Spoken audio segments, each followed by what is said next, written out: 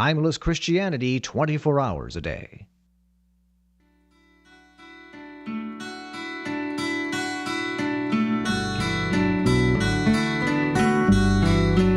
This is Everyday Orthodox with your host, Elisa Bielatich-Davis. We get together on Sunday nights to meet everyday Orthodox Christians. We're hoping to get to know the members of the body of Christ across all of our various jurisdictions and regions. We may worship in various languages or even on different calendars, but we have so much in common. Come get to know someone new and see how they're living out this Orthodox faith in another corner of the world. After all, every person is an icon of Christ, and as we'll see, every person has a story to tell. If you have a question for tonight's guest, we invite you to call in and join the conversation at 1-855-237-2346. That's 1-855-AF-RADIO. Now, here's Elisa. It is Sunday, February 12th, 2023, the Sunday of the Prodigal Son, and we are live on Ancient Faith Radio. I'm Elisa Bielatich-Davis, and this is Everyday Orthodox. We get together here on Sunday nights just to meet Orthodox Christians and to build community through conversation. So, we Orthodox, we are divided up into different jurisdictions in North America, right? So sometimes we don't even know people. I mean, I've had neighbors that I'll meet and realize that they are actually, maybe they go to the Antiochian church or maybe they go to the Russian church, and I didn't even realize they were Orthodox because they're not at my church. So we always tend to split ourselves up in those ways. And then, of course, also, this is a big region and we get divided up regionally. We're speaking different languages. We're on different calendars. There are just so many things that separate us. And I think it's wonderful to have, an hour a week where we get together and we meet someone who's maybe in a different jurisdiction or in a different part of the country, and we get to know them a little bit. It's kind of like coffee hour, but for all of us to be able to listen in and see how things are. But we're going to spend a little time this evening getting to know someone new, and I think you're going to enjoy it very much. And also, I wanted to say, if you are listening on the app, we have our new Ancient Faith Radio app. If you'd like to listen live, when live shows are going and you open the app, you'll see the first image on top will be like the picture of who the guest is or whatever's going on. And there's a flashing red button that means that we're live, and you just click on that and it'll take you right to the live show. So just in case you were looking for that, it's only there when the show's live, which is why it's confusing. But at any rate, we have a very exciting guest tonight, and you're welcome to call in if you like. The phone number is 1-855-AF-RADIO. That's 1-855-237-2346. Matushka Trudy Richter is here engineering the program and taking your calls, so you're welcome to call. But our guest tonight, I think this is going to actually be really quite fascinating. Her name is Sarah Byrne-Martelli. Now, she's a board-certified Orthodox Christian palliative care chaplain. She's a healthcare researcher, and she wrote a book, actually. It's called Memory Eternal, Living with Grief as Orthodox Christians. So I'm sure we'll be talking about that tonight. She and her husband, Peter, and her son, Rafael, live in the Boston area. And actually, she sings in the Boston Byzantine Choir.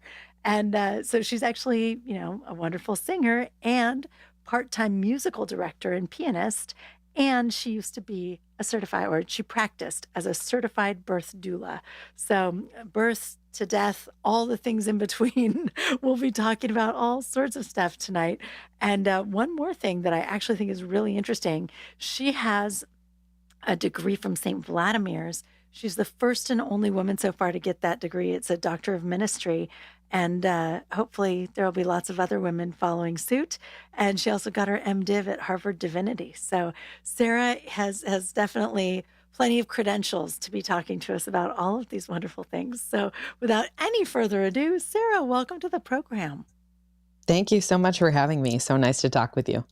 Oh, it's nice to talk to you too. And I'm excited to get a chance to talk about, you do so many different things and are involved in so many different and interesting and thoughtful things. So I'm excited to get to know you a little bit. But let's start at the beginning first.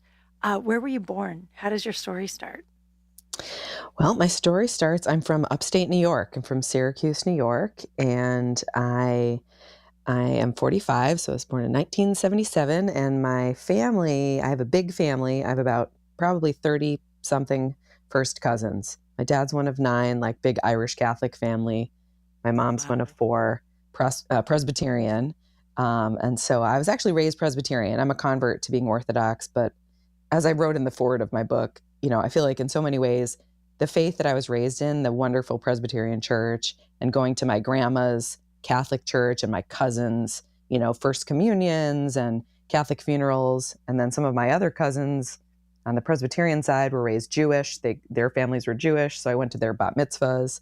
So I lived in a faithful family of different faiths. And it just really kind of, I grew up in the church, doing mission trips and, going to the rescue mission to do lunch, after church to serve lunch and things like that. So it was really, my grandmothers were both, and my grandfathers, but especially my grandmas were real faithful church women, and my parents and stuff. So that's the family I was raised in. My family's in the dairy business. So that's, so sort of a upstate New York farm country. Oh, wow.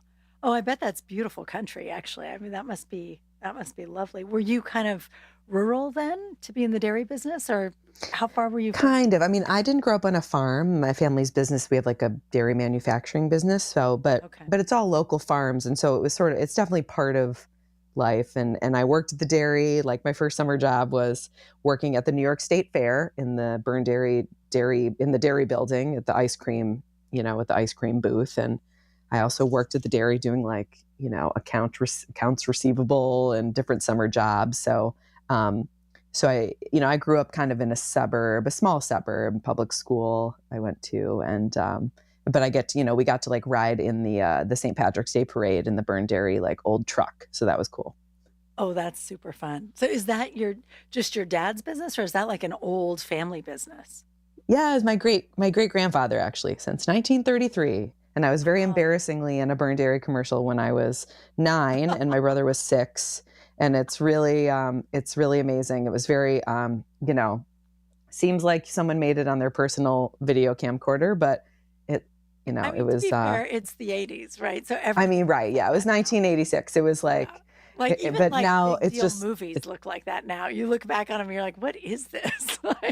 Yeah, it was amazing. I mean, it was really cool at the time. I got to just eat ice cream for like many hours while, I said, oh, mint chocolate chips, my favorite. But then what was mortifying is then like maybe 6 years after that. So I was like 13 or maybe 14.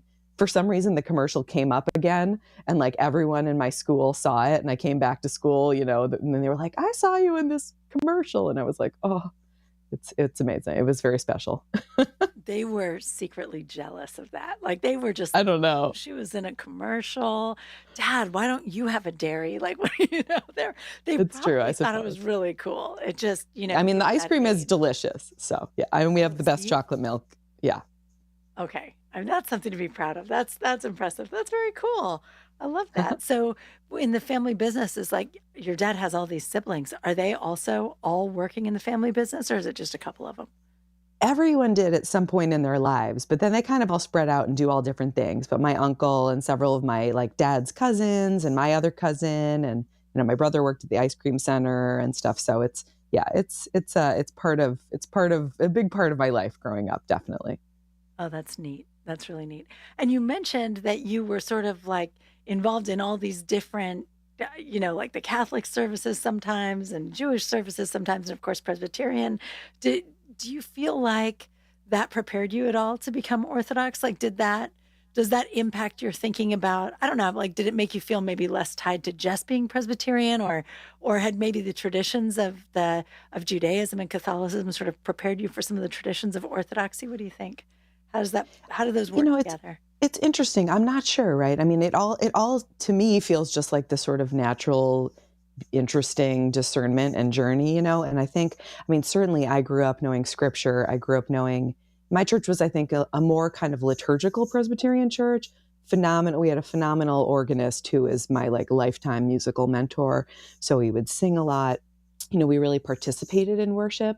it wasn't just like sit in the pew and do nothing. Like, not that, you know what I mean, but it's like we were really, even as kids, involved in singing. I could be the lay reader and do scripture, read the scripture or that kind of thing. And so I think certainly I had a foundation of like, this is what we do on Sunday mornings. We go to church. Like, this is what our family does. And so I was sort of built into that.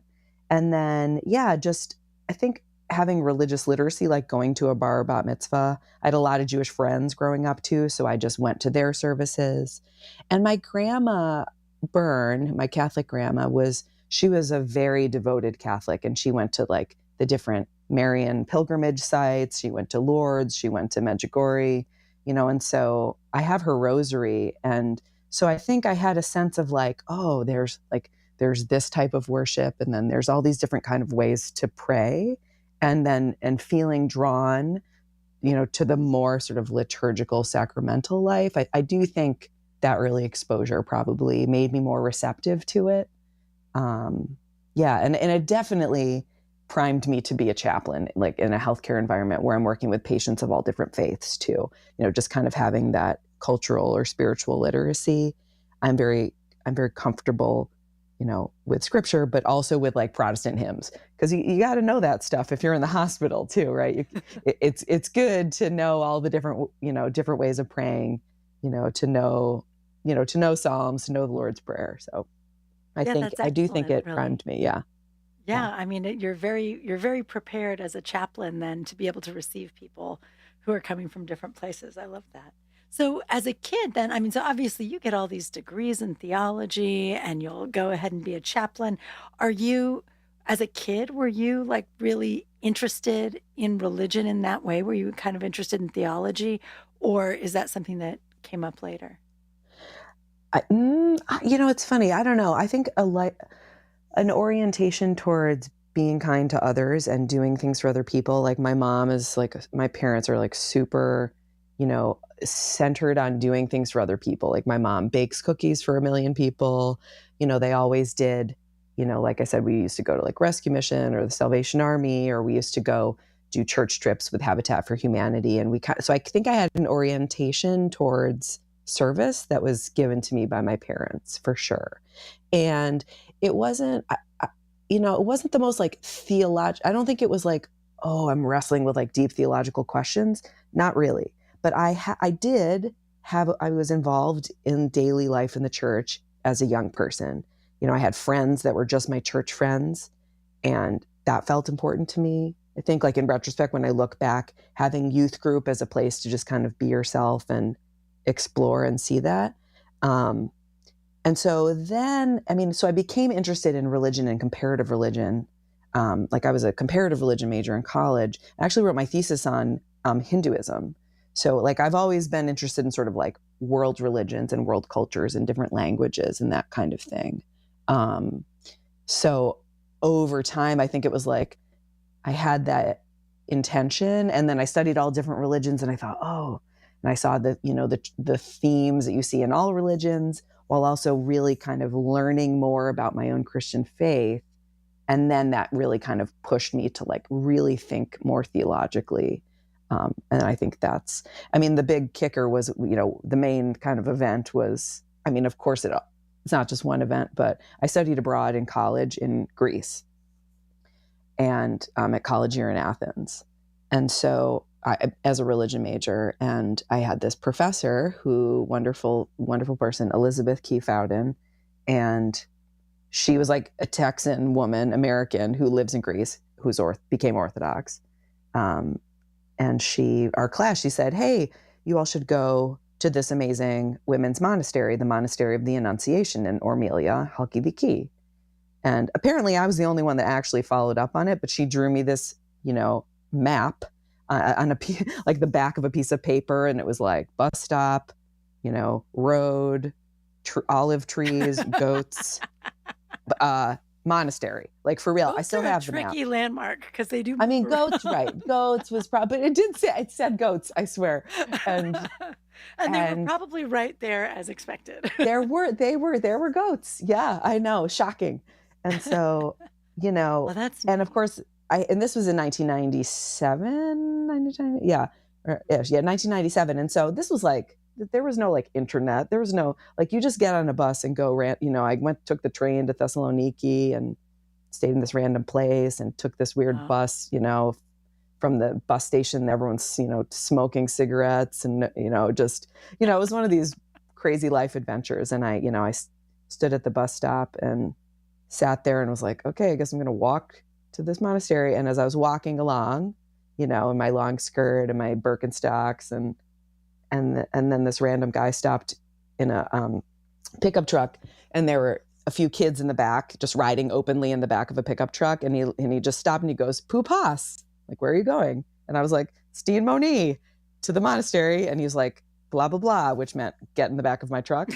And so I didn't know, my Greek wasn't good enough to know, but I just said, okay. So I just got in this truck and he drove me to the monastery. And then I went to Esperinos, Vespers, which was it was like the first time I had Greek coffee in the Lukumi. And I went to Vespers, and that was my first Orthodox service. And I stood there, with 50 nuns chanting Vespers. And it was just like, it was I knew not whether I was on earth or in heaven, but it was just the most beautiful thing. And so that was the moment where I was like, what is this? This is like, it resonated. I just felt it in my like entire being. And so, so that was sort of how the seed was planted of becoming, becoming Orthodox. Yeah. Now, when you went to the monastery, were you expecting Orthodoxy to be beautiful? Or because you're just looking at different religious practices in so many ways in your studies that, odds are you probably didn't go thinking you were going to convert for sure. But like, did you go with a positive idea about Orthodoxy, or did you kind of walk in thinking Orthodoxy is this weird, dusty thing? I don't know. I think I knew that there were really beautiful churches. That was about it. I didn't, and as a musician, like, I'd heard of Byzantine chant, but I didn't really know anything about it. I guess I didn't know much. I think it was quite foreign to me, like the monastic life, of course. Like, I didn't have any of that, but like, I think, I just knew, I don't know. I thought, well, my professor said they have really good olives, so I'll go and I'll bring her back some olives. And I was really proud of myself because she said they were so delicious, and I was like, felt so grown up, like, I'm going to get her some olives and bring them back as a surprise. But so I think I was open to it, but I saw it more as like a travel learning experience, probably. But then once I got there, I was like kicked in the gut in a beautiful way. Oh, that's beautiful. That's wonderful. So, how much longer were you in Greece? Like, did you continue to look into Orthodoxy in Greece, or did you go back home pretty soon after and then figure something else out? Well, I was there for 4 months. And so I did go to some services. There was this little monastery, right? Our apartments for the program were in Kolonaki, and there was this little monastery called Moni Petraki, right in the middle of like the fancy neighborhood in Athens. And I used to go sit there quietly. And so I was really drawn to kind of just going to a holy place and just like sitting there and looking around, which is easy to do in an Orthodox church, to sit quietly and light a candle and just kind of stand and look at things in a way that feels very not rushed, So I think I was interested. I sort of, I went back to school, finished my degree, and then I was thinking I wanted to study comparative religion. And so I applied to different master's programs, actually got into a PhD program in like comparative religion, like Eastern, to study like Hinduism and Buddhism, which is very interesting. Like, I'm like, what? When I think about it. But I had it's like, God puts these people in our lives and we need to listen to them. And one of them was, I had a mentor at Haverford who said, listen, you're looking at religion programs, but you're also like a churchy person. So you should consider doing an MDiv at a divinity school or a master's, I guess just a regular master's, but at a divinity school or a seminary. And I listened to him. So I looked at, University of Chicago div, Harvard div, Yale div, all these schools.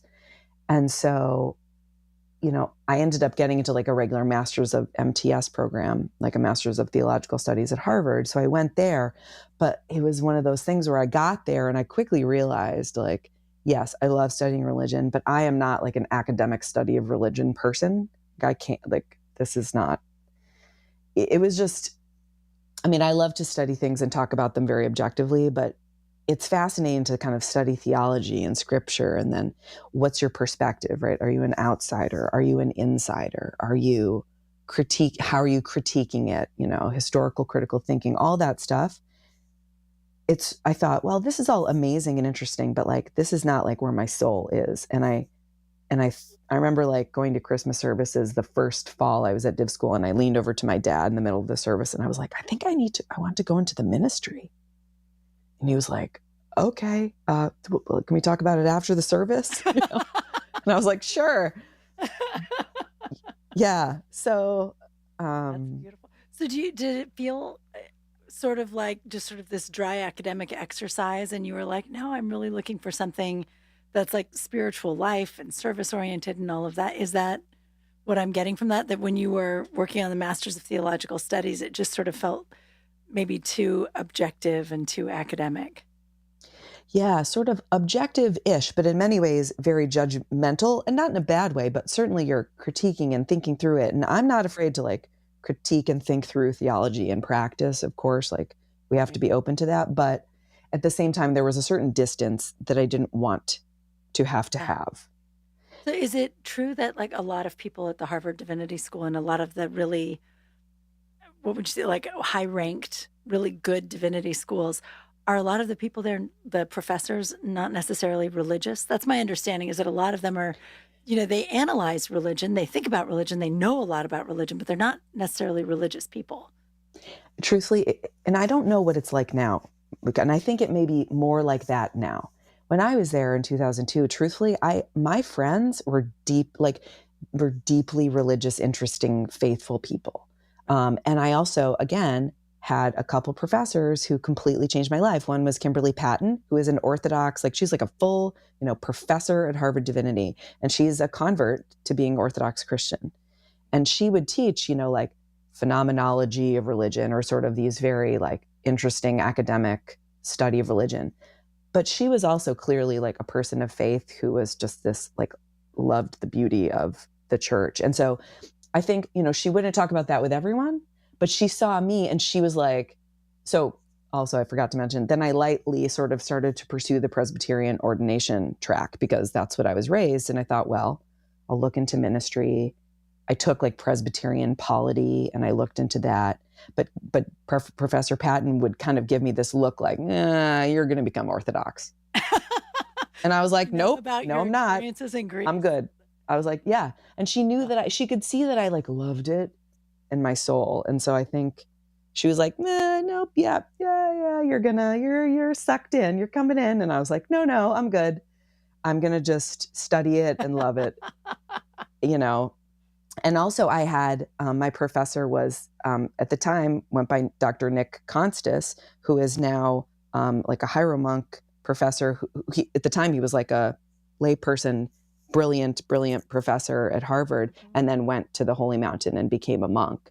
And so where he was today at my church. I just had lunch with him. Oh my gosh. Isn't that weird? What a small world. So he was my professor. Yeah. And when he was just wearing a tie, but I mean, again, those of us like who worked with him were just like he's so brilliant. But when we would teach he would teach these courses, he taught like patristics. I took a course with him called Eros Crucified. Whoa. Like it was all about and we read like the letters of St. Ignatius of Antioch. And then we would read like Christeva and Erigeri and like watch, movies and stuff. So, I mean, he certainly was coming from this like deep life wisdom of faith while also being able to study it like incredibly academically. But so again, I had these people who, and again, to your point, a lot of my friends, definitely there's kind of like the stereotypical, like super progressive, like funky kind of, study of religion people. But, my friends were, one was like a really devout Hindu guy who was then became a physician. My friend Mark is Episcopalian and is now a professor of theology, but is also like a very much practicing, Episcopalian Anglican. My friend Joe was like a devout Catholic. Yeah. Right. Like that. It just makes more sense that people of faith are drawn to study faith Whenever you hear that, it's always just kind of like, but if I were an atheist, why would that be interesting to me necessarily? But I mean, I'm sure it is sometimes. I'm sure that occasionally happens, but I'm glad to hear that that's not the rule necessarily. But, well, that's neat. I love that you had Dr. Maximus now. Father Maximus, Yeah. He's now at Holy Cross, and he's really neat. He is really, really lovely. Well, so as you're meeting everybody, and you've got the one mentor and professor going, I think you're going to be Orthodox, but you didn't think you were. What was it that made the shift? Was it just like attrition over time, talking to all these Orthodox people? Right. I just gave up and let go and let God. No, I mean, I think, well, first of all, I realized I'm really not a Calvinist. So, I mean, that'll do it. And the thing is, like, I remember talking to the Presbyterian people, and they were like, well, you don't really have to be like a super Calvinist. And I was like, yeah, it's all these things coming together, right? So it's sort of Calvinism going out. It's reading early church. Like, I was taking patristics courses. I was reading like the lives of the saints. I was reading like, I remember reading like, the letters of St. Ignatius of Antioch and just being like, what is happening? And I took like a Suffering, Pain, and Death in the New Testament course, which I just really like hit me. And I think so it's like theologically, I found it to just, and also I started going to actually, which is now my same church that I go to now, St. Mary Antiochian Church in Cambridge. We used to go sometimes with friends. We would check it out or go to different services. And so I think, and I also met some people in my life, like different friends who were converting to being Orthodox at the div school or becoming Catholic, friends who had sort of been raised maybe Protestant or not religious. And so, I met people from St. Vladimir's. I had friends, people were studying at Harvard, doing different programs. And, I had some really significant relationships with people who were Orthodox too. And so it's just like all together, all these things sort of added up. And also I think, not to ignore, I was on an ordination track to be a Presbyterian ordained minister. Now, to move away from that and to join a church where many people still think, which wrongly, is there any ministry for women? Can you it's like I wanted to do some type of ministry. I did 1 unit of chaplaincy training in a hospital, and I was like, ooh, this is definitely like the ministry that I want to be doing. I didn't really feel called to be like a pastor of a church. So that helped. I mean, I didn't wrestle with that call.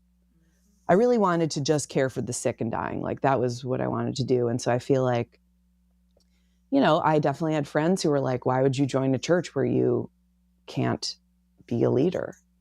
Right. But it's sort of like, what's your definition? To them, it seemed like I definitely couldn't. Right, yeah. right, exactly. I mean, you can't be a priest, but there are plenty of other ways to be a leader in this world. Yeah. Well, absolutely. Like I could not agree more. And so thankfully, like, I think I just had kind of mentors, and I had discerned this, like, it's not about the title. It's not about ordination. Like I can't do ministry unless I'm in a church that like profoundly nourishes me. Like, and the sacramental life of the church to me is like absolutely my home, my spiritual home. So I figured, you know what, I'll just become Orthodox and I'll just figure out the rest later. That's perfect. Let God bring it all together. And that, and it kind of, it's worked out just fine. Yeah. Oh, that's beautiful. That's awesome. All right. We're going to take a short break, and then we're going to hear all about what happens after both your conversion and graduate school and where you go next. Just to remind our audience, you're welcome to call in 1-855-AF-RADIO. That's 1-855-237-2346. We will be right back. Everyday Orthodox with Elisa Bielatich-Davis will be back in a moment. Give Elisa and her guest a call at 855-237-2346. That's 855-AF-RADIO.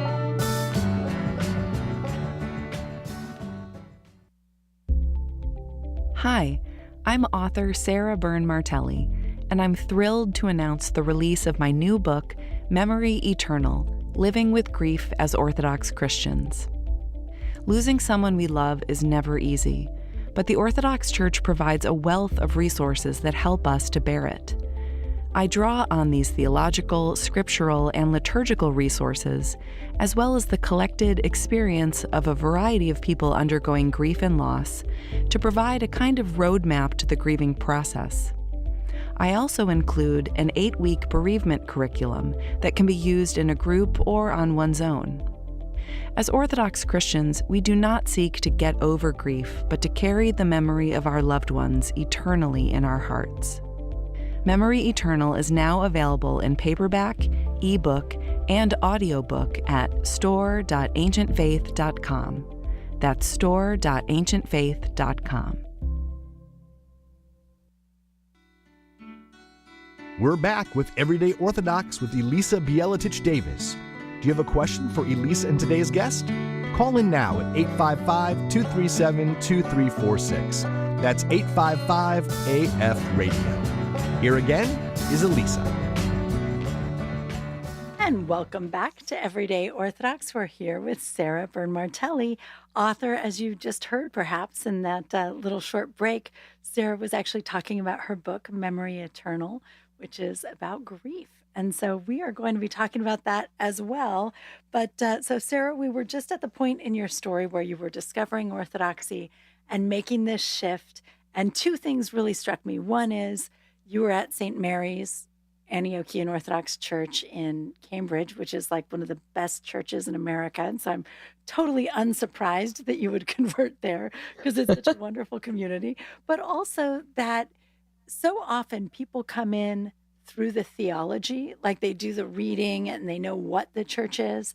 And then there's this like rough shift as they come into the services and then try to like make all of this manifest to them in the services. But for you, you really came in, you had this nice way of having been in the monastery a little bit and spent a little time in Vespers and like just you kind of eased in with both of those at the same time. So I feel like you must have had a pretty soft landing in Orthodoxy when you put all of those things together. That's interesting. I think I did. And I can also think of friends or people I knew who came into it the first way you mentioned, and ultimately did not have a soft landing or ended up kind of crashing and burning and leaving. And so, I think I've always been sort of the kind of person that I see a lot of gray area in things, and I'm also willing to be guided by things that I don't quite understand, I think. Like I'm willing to accept like handed down wisdom,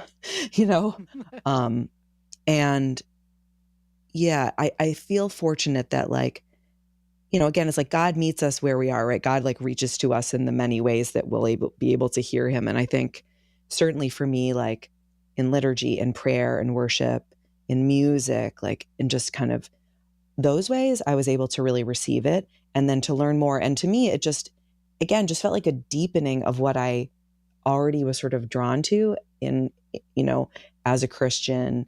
And so, yeah, I think, of course I've had moments where, your faith is tested or you kind of say like, what do I really think about this? Right.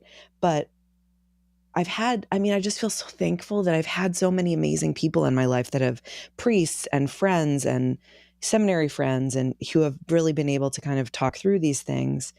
And I'm also, again, like, I'm thankful that I was able to do it in a sort of, quote unquote, like multi-faith environment, like a place like the Divinity School at Harvard, where it caused me to really hone and sharpen and think through what I really believed about being a Christian.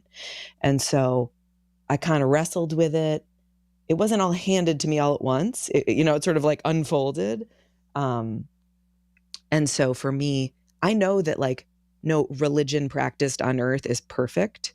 Like, I know that every church is going to have people who are unkind to each other and rules that are strange and this and that. But like, to me, I felt like thankfully, like my focus was Christ and was what it means to be a Christian and what it means to care for people. And so like, I can't imagine being a chaplain, being present with dying people or being present with suffering people and not having that foundation of like, how do we think about suffering?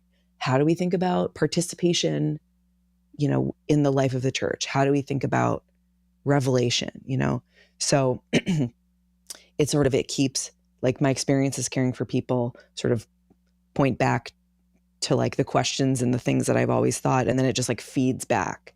So I just, so it, nothing is easy, but I still see like what is true and like what is loving, like in the daily life of faith. And so I'm just so thankful for that. Yeah. That's beautiful. Well, and it's wonderful that you knew early on that you felt called to chaplain ministry. Tell us a little bit about that. Like, so as a chaplain, I assume you're working in a hospital.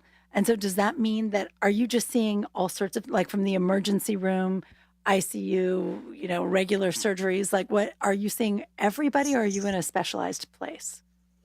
Right. So it sort of depends. So, I mean, I've been a chaplain now I've been board certified I've been endorsed since 2003. So it's been doing it for 20 years. And so half of my time was in home hospice as the chaplain for the hospice patients in that area. So say like 40 or 50 patients on census. And then out of those, maybe 25 or 30 of them would like spiritual support. So it's really you're caring for the needs of patients of all faiths or no faiths or different faiths. Now, that doesn't mean that you're always going to be everything to everyone, right? Certainly, we call other people's clergy. We work with people. We connect them. If they want the priest, I'll call the Catholic priest. If they, need resources, I do that. So in home hospice, you kind of drive around and you see all the people. In the hospital, which is where I first did my training, and then I really felt like this was kind of a confirmation of my calling. It sort of depends. You might cover, say, all the oncology units, or you might be like the ED, emergency, and the ICU chaplain. And so it depends. It's sort of a mix. Oftentimes we have maybe a priest or a rabbi who provides more religious denominational support, and then a bunch of trained board certified chaplains who come from our own tradition. So you're either ordained or endorsed by your own tradition. You can be a layperson or ordained, just whatever your church is, basically. And so I was thankful that, it was actually not at the time, in 2002, 2003, we did not have board certified lay Orthodox chaplains, male or female. And so, but thankfully, I was able to talk with my priest. And so I actually ended up, I was chrismated at an OCA church in Boston, Holy Trinity. And so, and I was able to speak with the Metropolitan at the time. My priest kind of set it up and he said, well, what do you need? And I said, well, I need this endorsement, which is basically a blessing to do this ministry. And so then I go through all the certification, which is like this national chaplaincy certification. And then I went to work in hospice. Now I am a specialty chaplain. I do palliative care specifically. Palliative care, as so hospice is one type of particularly end-of-life care. Palliative care is really a bigger umbrella. You could think of it kind of as like a larger umbrella. Hospice is a type of palliative care. But palliative care is for patients suffering with serious illness. So it's like an interdisciplinary team approach to caring for patients with serious illness. So, who may still be pursuing treatment, but have really, who have pain, symptoms, suffering. So pain or shortness of breath, or there's all these kinds of symptoms that come with being seriously ill, as well as you work with social work to provide psychosocial support and also spiritual care to provide that spiritual existential support. So it's really built into the philosophy of palliative care to have, not just the doctor, but doctor, nurse, social worker, chaplain. So when you say that there weren't any lay Orthodox chaplains at the time, were you the first one? There were two of us actually at the time who received endorsement. Elaine Mayol, who I think she's actually a CPE supervisor. She and I were endorsed in 2003. Yeah. So we were okay, let's be clear. People have been doing this ministry for a long time. Right. I'm not the first one doing that in any way, shape, or form. But the thing is, healthcare has trended towards, certification, licensure, right? And so I wanted to become board certified, which meant that I needed to get this official endorsement and like the official training. And so we were the first ones to get the endorsement and therefore the first ones to be board certified. Yes. Now there's a lot more. And so I oversee the group of chaplains for Ocamper, and we've really grown and it's amazing. So that's neat. That's great. That's wonderful, because that is really such a beautiful ministry. And I think, Orthodoxy has so much, depth and beauty that it just seems like a good thing to be sending Orthodox people out there into the world doing that work. But okay, so you are, and you're still working as a chaplain, but you used to be a doula. Where does that fit into everything? Oh, who knows? I just have a short attention span, I guess. No, I mean, I just want to do everything. Well, it was like, I was dating a guy who I thought might be the one, and he was, and eventually, and my husband Peter, and so I was living out in California. I kind of like moved around. I lived in New York City. I lived in California, and was playing music and doing kinds of like theater stuff too, and working as a chaplain. And so I don't know. I guess I just found it to be interesting, and I've always wanted to be a mom. I think truthfully, becoming a doula, like the doula training, was because I wanted to prepare myself to hopefully become a mom, and I wanted to learn more about it. And so I accompanied several women, at their births in California, and then back here in Boston. So I got engaged and then moved to Boston, and then Peter and I got married a few months later. And by then, I think like I realized being a doula as your job is a little tricky with your schedule and also chaplaincy and stuff. But it certainly equipped me for my own experience of pregnancy and birth. And also I think it just like is a cool thing to know about and to support like friends and family around birth and death. I mean, I must have some sort of primordial fascination with birth and death. I had this day in California, I remember, where I went to the Orthodox baptism of a baby whose birth I had attended. Okay. And then later that afternoon, I officiated the funeral of a patient, my hospice patient who I had been with when he died. Oh, wow. So all on the same day. Yeah. So that was crazy. But, obviously there are lots of interesting similarities, right? To like the process of birth. I mean, there's a lot to be said about like preparation and openness and accompaniment and fear and, all those kinds of things. Like there's a lot of themes. Oh, that could be my next book, I guess. You know what? I would not have thought about that, but that's right. As a doula and as a chaplain, you're working with people on all of those same themes. Talk a little bit about that. That's fascinating. That's really interesting. Yeah. I mean, well, a lot of stuff is about preparation and like, I mean, a lot of the themes I would say, I mean, I haven't fleshed this out too much, but I mean, I am not doing the work, right? Like I am accompanying people, like faithfully being present, but allowing God to do the work. And like, any healing comes from Christ, like, not me, but Christ in me. And I think being truly present with a woman who is in labor and being selfless and allowing space for like emotions, right? And the body to experience what it's experiencing and to think of it, this is a natural process. This is something that happens. Well, death happens to everyone. Birth happens to many people. And I think it can be stalled and it can be painful if there's fear. And I see that with dying people. And I see that I have seen that with when you're giving birth. I mean, if you are afraid or if you don't feel safe or if you have trauma, all these things come up they can come up in birth and they can also come up when you're dying.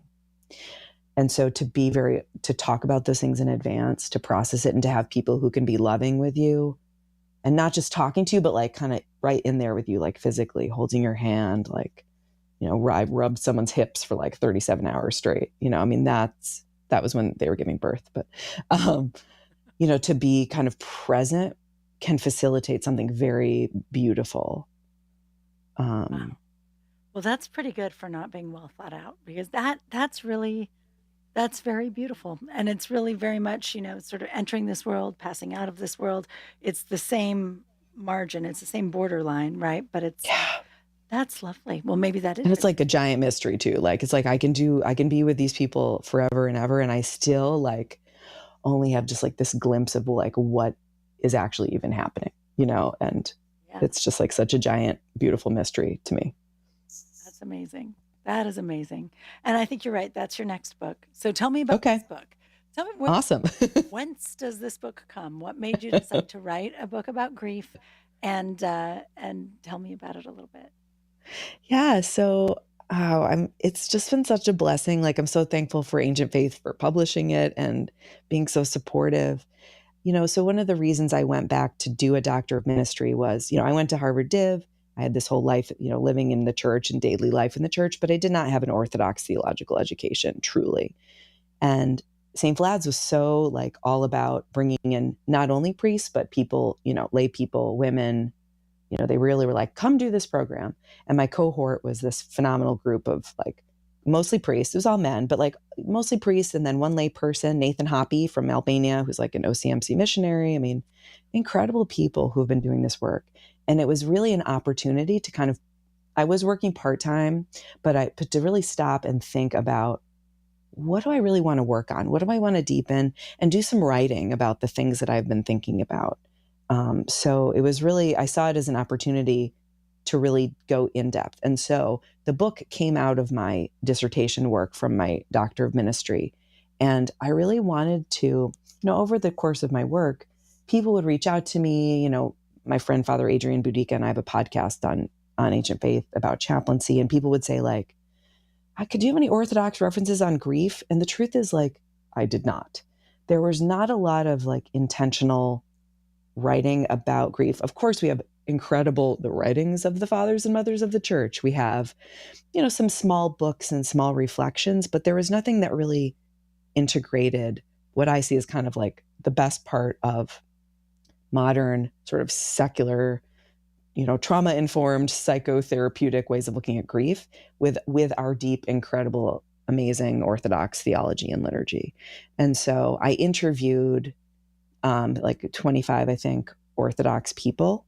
I did, you go through an IRB, you do all this you learn about how to do qualitative research.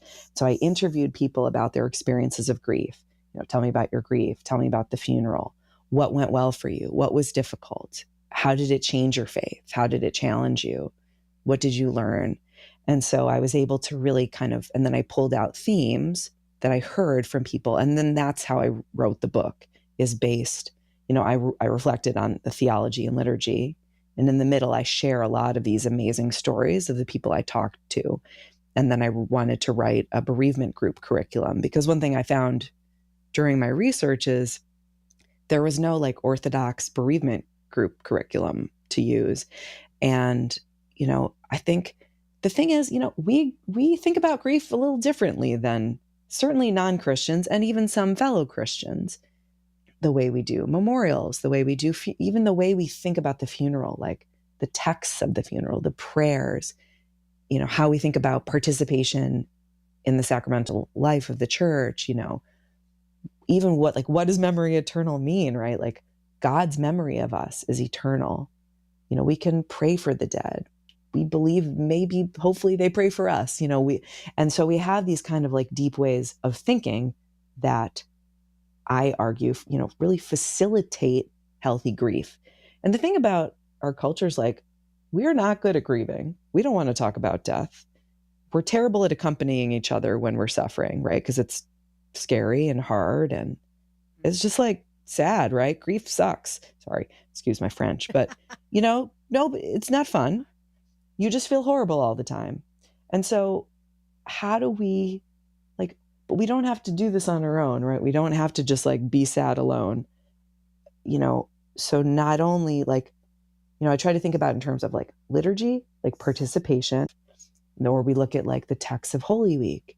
I mean, we're getting ready for Lent, everybody. So, look at the texts of Lent, look at the texts of Holy Week, look at the lamentation service. I mean, it's a mother grieving for her child. It's so honest. We don't have to pretend like everything's fine. Like it's just beautiful and deep and lamenting, but also always holding joy and holding sorrow together at the same time, right? Always holding like resurrection in the midst of grief. And so I just think that the way we think about it, I didn't have to make any of it up, right? I'm literally just trying to discover what we've already been given. And then like, I have barely plumbed the depths of it. And I'm really not like a theologian, I would say exactly. Like I tried to do some theological reflection and I had other people read it. And Bishop John, His Grace Bishop John read it. And some priests I know read it. So I think they made sure I didn't do anything, didn't screw up anything. But, so it was just it's been really amazing. It's been, I think, well received. And again, all I want is that for people to talk more openly about grief and to talk about their experience. And it's been like such a blessing to see, I've given a bunch of different retreats and some different talks. I'm giving a retreat at Antiochian Village in March. And just, to think about our own grief, but also to think about how to accompany someone else when they're in grief. And the thing is, grief, if you haven't had something that's been a major grief in your life, unfortunately, you probably will.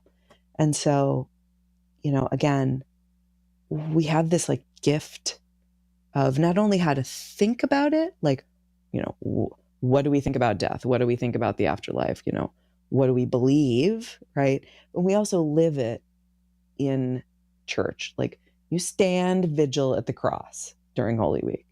Like, God is like, you're going to just stand here for a long time in the dark. It's true. Well, I in a beautiful way, though, right? Yeah, yeah. I lost a son years ago, and I had never been to Orthodox Holy Week, and no one warned me. And so my friend's like, "Oh, you have to come to Holy Friday. You'll love it. It's beautiful." And I went, and I was like, "Oh my goodness, this is a funeral.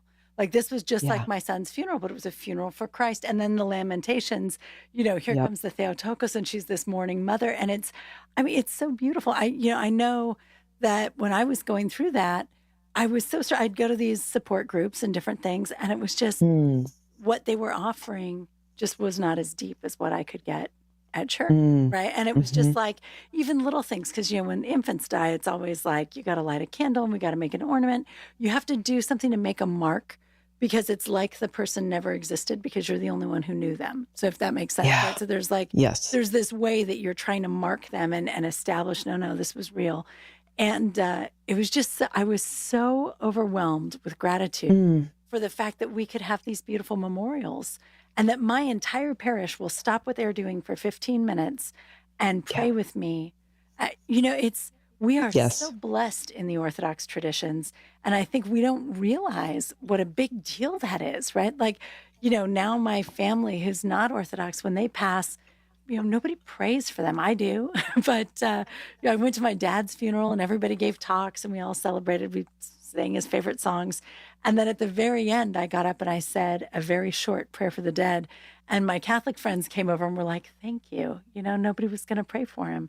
And it's just, we have a lot of consolations and a lot of beauty in the Orthodox faith. And I'm delighted that you wrote this book, because it really is necessary. And when I was going through that, there weren't any books, you had to, happily, I had a wonderful priest who walked me through everything. It was very beautiful, but thank God for this book. I think it's wonderful. So what is this retreat at Antiochian Village? When is that going to be? And how do people find out about that? Yes. So unfortunately for the men, you are not invited. It is only a women's retreat, but maybe I'll do another one. But so this one is Antiochian Women of the East, but any woman is invited to come. It's March, like the mid-March, the 17th-ish, I think. And you can look on antiochian.org. There's like a registration. So it's like the Lenten retreat weekend. So there's one kind of general retreat that Father Anders Damick is speaking at. And then also at the same time on Saturday, there's like a dedicated women's retreat as part of it. And so, anyone is welcome. Would love to have you. So the title of it is Joy Comes in the Morning, but like Mourning. So joy comes in the morning, is from the Psalm, right? Weeping is for the night, but joy comes in the morning, but sort of a play on words. But one of my favorite Psalms. I know, right? I say that to myself a lot. That's beautiful. Okay, so anyone's welcome. A link, and I'm going to put it on our Facebook page so that people can find it and find you. And I've already put up a link for the book, so that if you're looking for Sarah's book, you'll be able to find that on the Ancient Faith store. So you're still working as a chaplain, and we sort of brushed right past your wonderful husband. tell us just real briefly, like how did you meet him, and was he Oh, already Orthodox? And give us just a couple of minutes yeah, about he's the your best, life. Peter. He's a professor at Suffolk. He's a healthcare administration. And, no, I mean, I was, in my late 30s. I guess I was like, so we got married when I was 34. So I was in my early 30s, and we were actually set up on a blind date by my cousin's wife. And yeah, that we kind of just went on some dates and we're like, all right, you're good. So, it was very nice. And actually he was raised Catholic, but he was sort of a lapsed Catholic, which in many ways makes a good future Orthodox. I always tell this to my Orthodox friends who are like trying to find a husband or wife. I'm like, look for a lapsed Catholic, because I think he was open to going to church, and I actually brought him to the wonderful, wonderful St. Nicholas OCA church in San Rafael in California. Father Stefan Mahalik and his wonderful wife. And it's just this beautiful community. I took him to Vespers, and, I walked in, and the candles and the chanting, and Father Stefan, being like a welcoming, wonderful guy, just comes up, like shakes Peter's hand. And he was just like, ooh, this is beautiful. And so he just always came to church with me ever since.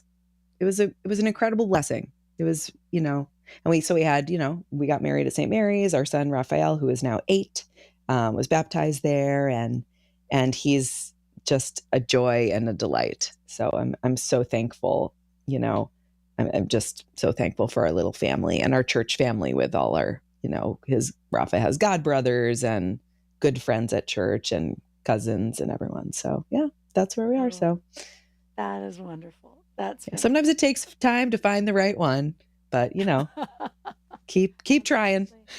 Fair enough. It's true. Sometimes it takes a little while, but that's fantastic. I love that. And so, all right. So I'm putting up information about the retreat.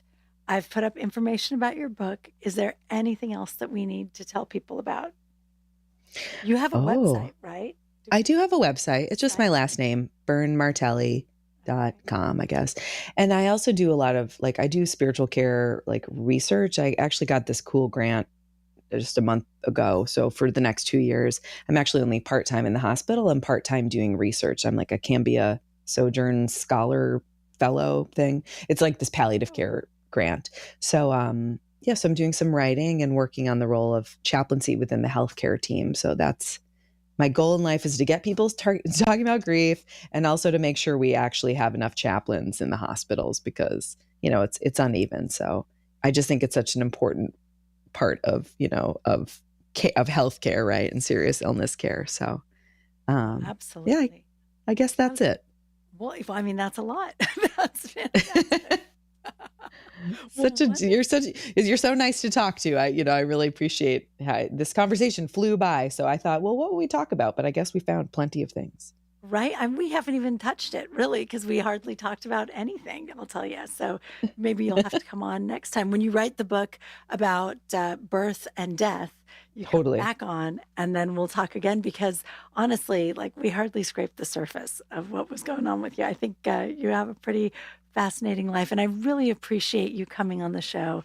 And I think we're all just delighted to have you. Yeah, well, thank you so much. Well, thanks. And thank you very much to our audience for joining us. Come on back another next Sunday night, and we'll meet another everyday Orthodox Christian. Good night.